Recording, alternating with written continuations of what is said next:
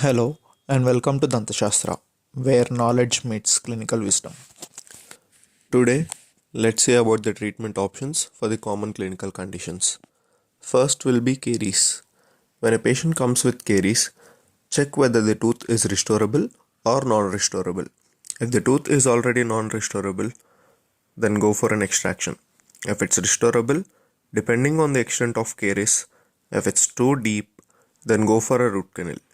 If it's shallow or can be filled with composite restoration or indirect pulp capping or a direct pulp capping, follow those procedures.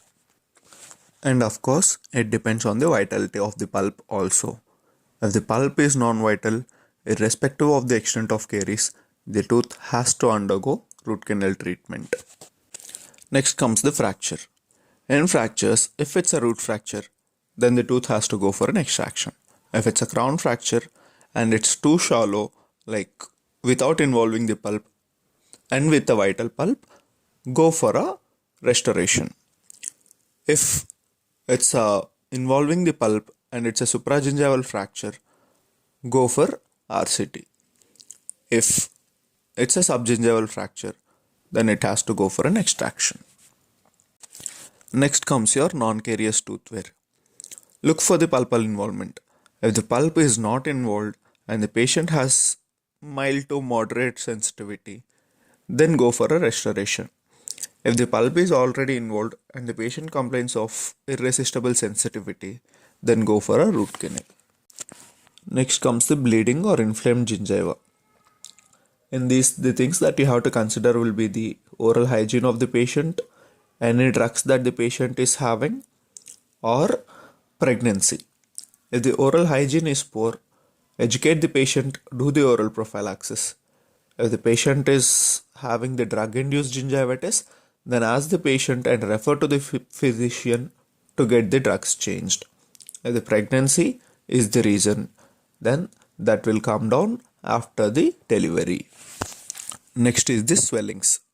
If the patient comes with an extraoral or an intraoral swelling, then check for the caries and mobility.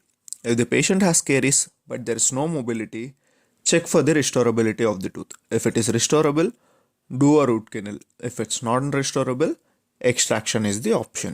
If there is mobility but no caries, then look for the periodontal bone loss. If it's loss of bone, then go for an extraction. If the patient has both caries and mobility, look whether it's a periapical bone loss or a periodontal bone loss. If it's a periapical bone loss, the tooth is more likely to get stabilized once you finish both of your endodontic and the periodontal treatments. If it's an impacted tooth, go for an extraction. If it's a grade 2 or grade 3 mobile tooth, go for an extraction. If it's a crooked teeth, then ortho will be the option.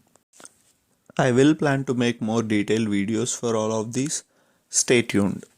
If you have any suggestions or you want me to discuss any particular topic, please let me know in the comments.